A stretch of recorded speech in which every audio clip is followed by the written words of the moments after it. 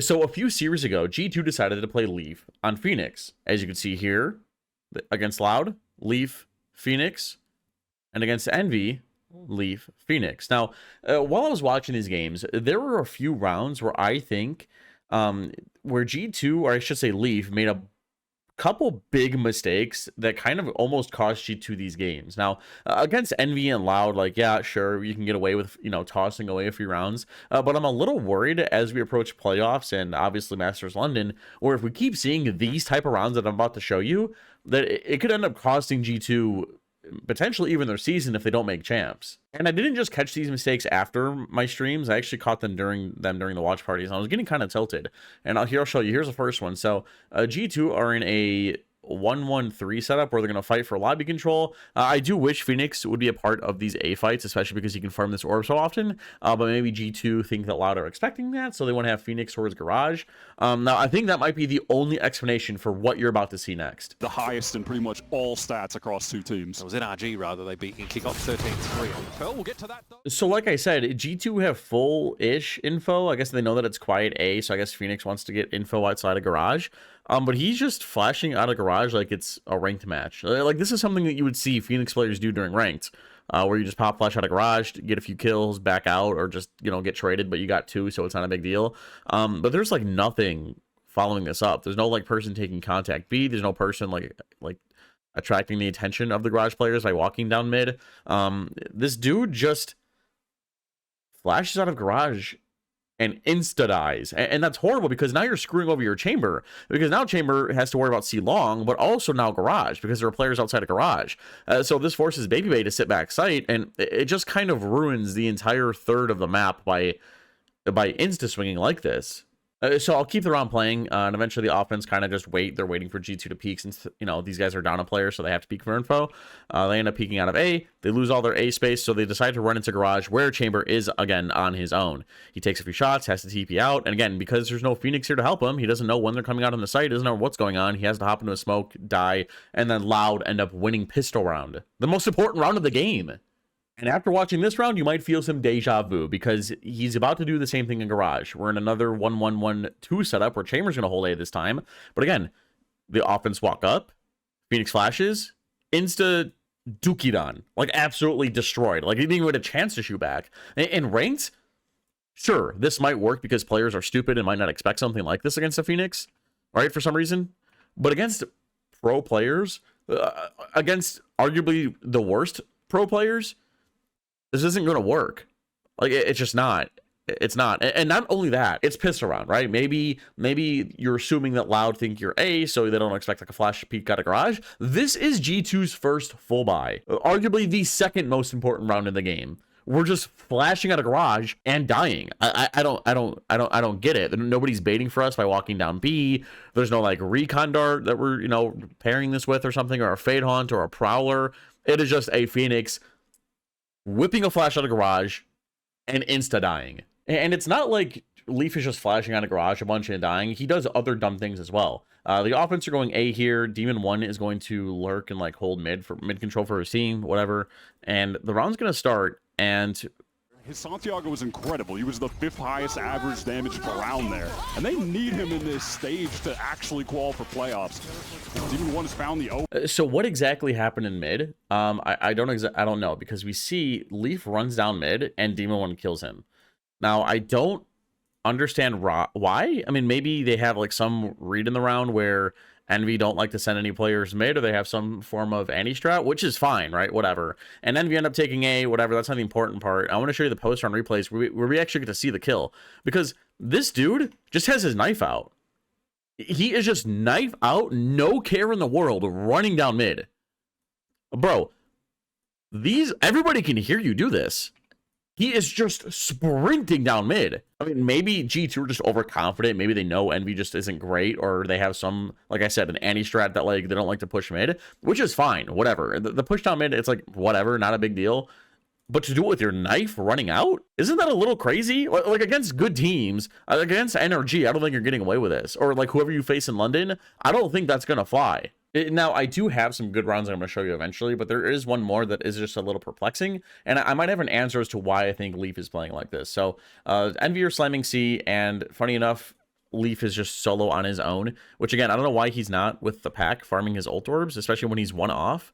But that's beside the point. So the offense are slamming C, right? We have the Neon Wall. We have a star for back for Plat. We have a Recon that's going to come in pretty soon. And Leaf is just like getting toasted. And when you have 4 players on one side of the map, usually the job of the one person is to just play back and contain, so that the death ball here can push through, they can fight flank, they can basically pinch while you're playing in a more passive holding position, you know, like with the tripping garage. Phoenix could like fall back here and just like hold with his team, right? Again, I do think Chamber is better suited to do something like this, but also Chamber isn't horrible at fighting for A, so whatever. Also the ult orb thing kind of bothers me still, but anywho, Leaf is just getting absolutely toasted. Gets scanned by the Recon. There's a Neon Sun. There's an Astro Suck, and he just gets absolutely destroyed. Why not try and leave? Why not leave? The Sova drone's coming up. You see a fat Neon Wall. How come at this exact point, why don't you just leave? Why don't you just get out, let your teammates come in and try to help you? You're not going to hold this entire push off on your own. You already mollied. You already threw the wall up. Like, yeah, I guess the offense are stalled a little bit.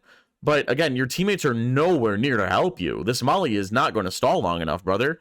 Get out. And he doesn't. And then they die. And then lose the round. And now, I don't know what he plays in ranked, but we got to keep in mind that this could be Leaf's like limited experience showing on a Phoenix. Even if we start by 30 days, he's only played him in these 2 games that we're breaking down. 60 days, 2 days, or 2 matches, I'm sorry. Yeah, so 2 matches, 2 matches, 2 matches in 90 days in the past 3 months. And if we go all time, this dude's only played 15 games on Phoenix. That's not a lot, right? Like, obviously he's played like Jet and Raze, so like he knows how to play a duelist. So maybe he's thinking like he needs to make a play or something, or like be Superman for his team.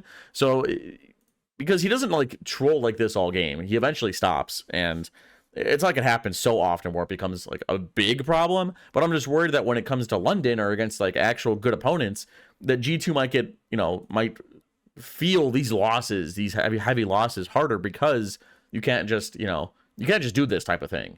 And again, it's not like every round was bad, because this one is actually pretty good. So the offense are going to go slam A. And again, G2 are on a pretty bad buy, so we have to come up with some form of plan. So Chamber is going to leak out a long, right?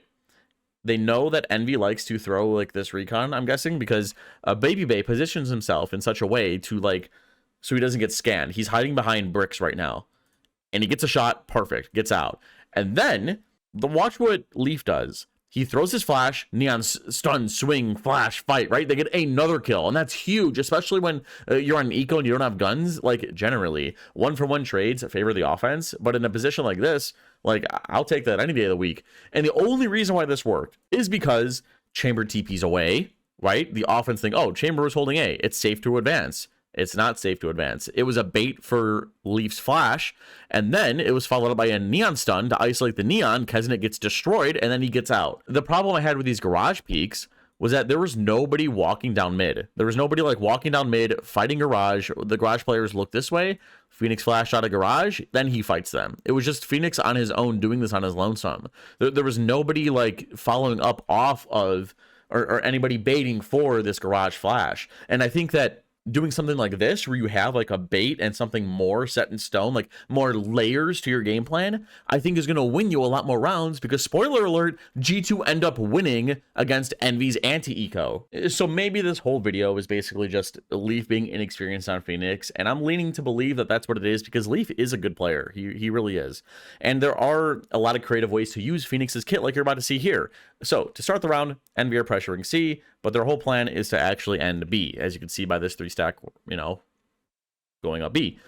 And Rossi in a second is going to lay out his Cosmic Divide in such a way that it's kind of hard for the defense to flood in, because if you push through this wall, you have the potential of running into like a jumbo crossfire, and that goes for both sides. So you don't really want to try and contest the offense in this area unless it's with utility. And if you watch here, that's exactly what they do. And now after that C pressure, it's just a wall to get in for the kind of the cheese plant on B. They're all going to get hit by this Nightfall. Oh, I love this. Molly as well. Done. Absolutely done in. Leaf, though, not sure. So he's actually committing to the wall before Rossi appears on the kill feed.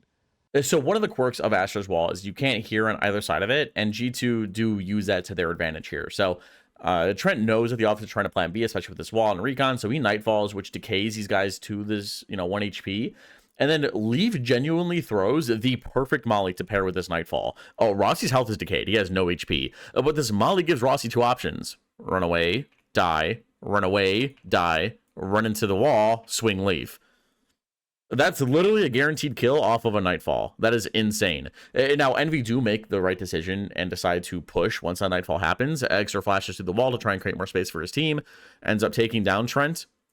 And they relieve some of that pressure by flooding back into site. And then Leaf, obviously, he tries to flood in with this wall, right? And I talked about those crossfires I mentioned. With this molly plus a flash, it's like you don't really have a smoke front sight for him.